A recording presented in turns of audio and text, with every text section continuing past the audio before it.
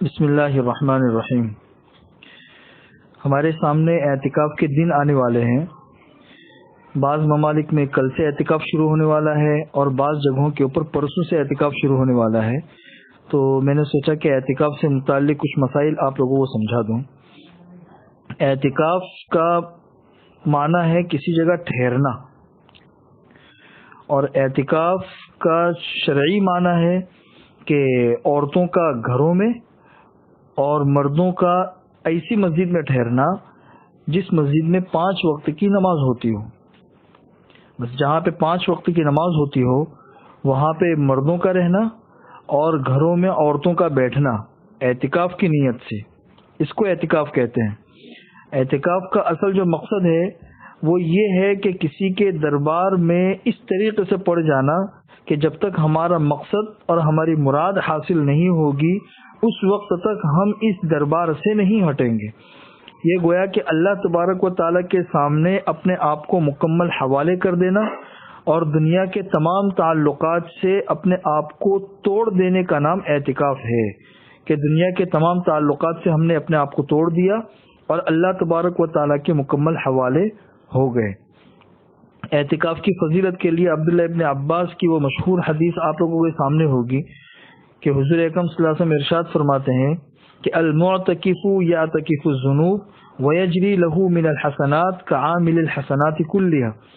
یہ 2 فضیلتیں ہیں کہ پہلی فضیلت تو یہ ہے کہ اعتکاف کرنے والا گناہوں سے بچا رہتا ہے۔ ظاہر سی بات ہے 10 دن کے لیے وہ ایک جگہ پر آ کے پڑ گیا تو اعتکاف کے باہر جو غلط کام ہوتے ہیں، گناہ ہوتے ہیں، ان تمام چیزوں سے انسان بچ جائے گا۔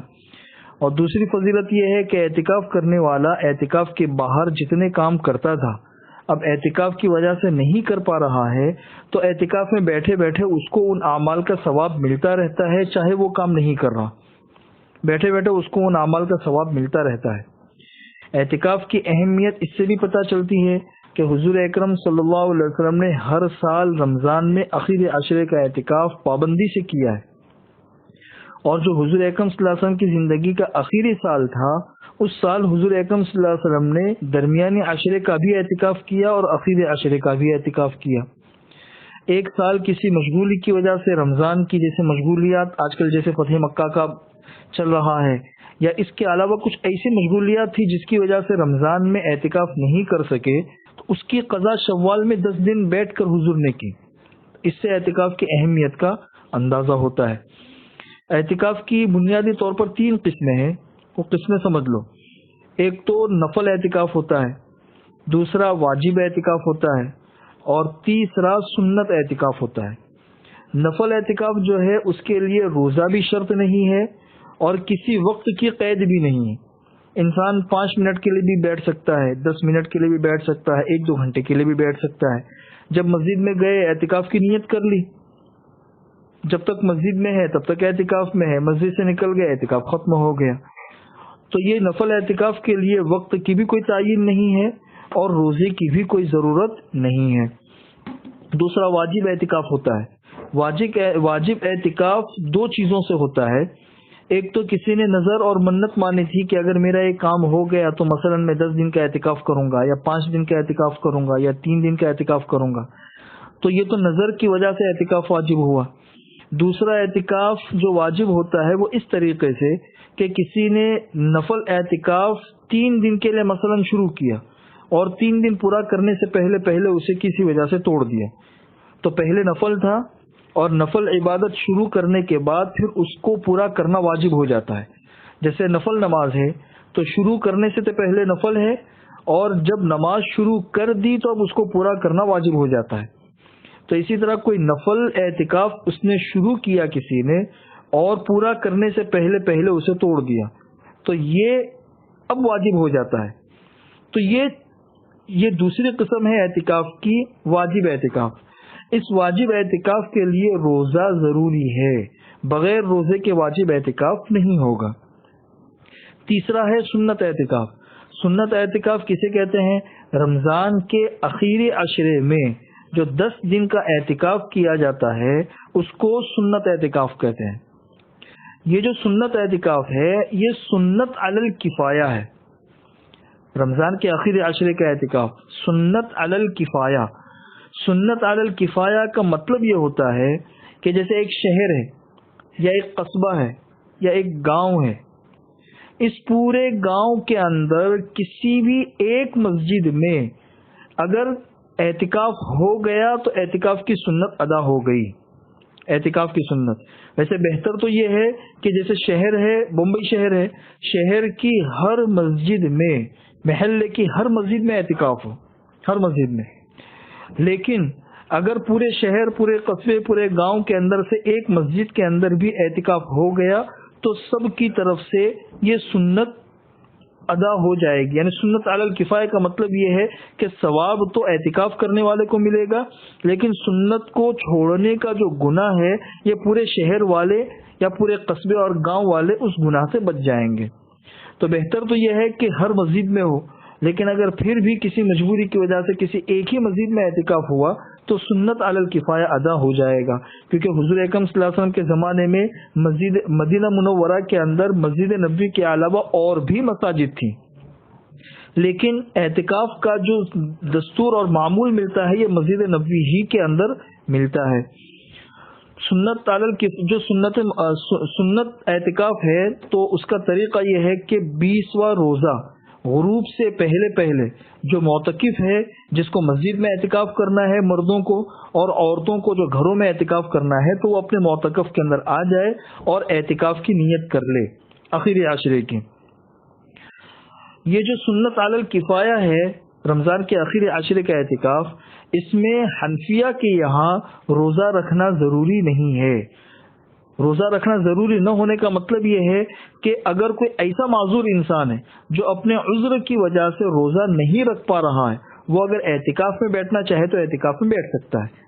جیسے ایک مریض ہے، وہ اپنے کسی ایسے خاص عذر کی وجہ سے روزہ نہیں رکھ پا رہا ہے لیکن اس کو اعتکاف میں بیٹھنا ہے. کوئی عورت ہے جو روزہ تو نہیں رکھ پا رہی ہے اپنی کسی بیماری کی وجہ سے یا بچہ چھوٹا ہونے کی وجہ سے، لیکن اگر اس کو اعتکاف میں بیٹھنا ہے تو وہ اعتکاف میں بیٹھ سکتی ہے. اس لیے کہ احناف کے نزدیک یہ رمضان کے آخری عشرے میں روزہ ضروری نہیں ہے. روزہ مستقل الگ فرض ہے، وہ الگ چیز ہے، لیکن اگر کوئی عذر والا بیٹھنا چاہے اعتکاف میں تو بیٹھ سکتا ہے. اب یہاں پہ اعتکاف کے سلسلے میں دو چیزیں سمجھ لو. ایک تو اعتکاف کرنے والے کے لیے کیا شرائط ہے، اور جس جگہ اعتکاف کیا جا رہا ہے اس کے لیے کیا شرائط ہے. اعتکاف کرنے والے کے لیے 5 شرائط ہے. ایک شرط تو یہ ہے کہ اعتکاف کرنے والا مسلمان ہو، غیر مسلم ہے اس کا اعتکاف درست نہیں ہے. دوسرا کہ وہ بالغ ہو، یا اگر نابالغ لڑکا یا لڑکی ہے تو باشعور ہو، جو سمجھتا ہو عبادت کیا ہے، اعتکاف کیا ہے. تیسری شرط یہ ہے کہ اعتکاف کرنے والا عاقل ہو، عقل مند ہو. اور تیسری شرط یہ ہے کہ جنابت، حیض، نفاس سے عورت اور مرد پاک ہو. عورتیں حیض اور نفاس سے اور مرد جو ہے وہ جنابت سے، اس سے پاک ہو. اور 5ویں شرط یہ ہے کہ اعتکاف کی نیت کی جائے. اگر اعتکاف کی نیت کے بغیر ایسے ہی کوئی انسان مسجد میں بیٹھ گیا یا کوئی عورت اپنے معتکف میں بیٹھ گئی تو پھر وہ اعتکاف درست نہیں ہوگا. یہ 5 شرطیں تو ہے اعتکاف کرنے والے سے متعلق. جس جگہ اعتکاف کیا جا رہا ہے تو اس سے متعلق یہ ہے کہ مردوں کے لیے جو جگہ ہے وہ مسجد ہے، عورتوں کے لیے جو جگہ ہے وہ گھر ہے. گھر میں اگر نماز پڑھنے کے لیے کوئی جگہ مقرر ہے تو وہی معتکف ہے، اور اگر نماز پڑھنے کے لیے کوئی جگہ مقرر نہیں ہے تو کسی بھی جگہ کو نماز کے لیے مقرر کر لے اور وہاں پہ اعتکاف کر لے. آج کل جو حالات ہے، حالات کی وجہ سے مسجدیں بند ہے، تو مسجدیں بند ہونے کی وجہ سے اندر کچھ لوگوں کو ویسے بھی نماز پڑھنے کی اجازت ہے، جو مسجد کا عملہ ہے یا اس کے علاوہ کچھ مخصوص لوگ ہیں ان کو مسجدوں کے اندر نماز پڑھنے کی اجازت ہے. تو انہی میں سے کچھ 2-3 لوگ مسجد کے اندر بیٹھ جائے تو اس محلے کی مسجد کے اندر جو سنت ہے وہ انشاءاللہ ادا ہو جائے گی.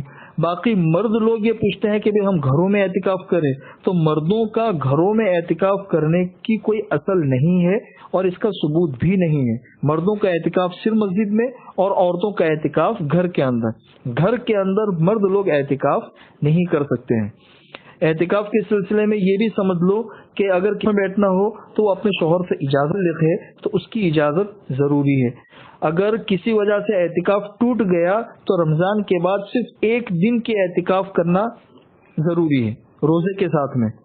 بہتر تو یہ ہے کہ پورے 10 دن کا اعتکاف کرے، لیکن ایک دن کا اعتکاف کرنا ضروری ہے. وہ ایک دن کا اعتکاف اس طریقے سے کہ اگر رمضان میں دن میں اعتکاف ٹوٹا ہے، روزہ ٹوٹا تو روزے کی وجہ سے اعتکاف بھی ٹوٹا، تو اعتکاف اگر دن میں ٹوٹا ہے تو رمضان کے بعد اس کی قضا اس طریقے سے ہوگی کہ صبح صادق سے پہلے روزے کی نیت کر لے اور اپنے اعتکاف کی جگہ میں آ جائے اور غروب کے بعد چلے جائے. یہ ہو گیا. اور اگر رات میں اعتکاف ٹوٹا ہے تو رات کی قضا اس طریقے سے ہوگی کہ غروب کے بعد اپنے اعتکاف کی جگہ میں آ جائے، اگلے دن روزہ رکھے اور پھر غروب کے بعد میں اپنے اعتکاف کی جگہ سے نکل جائے. یہ اعتکاف کی قضا کا طریقہ ہے.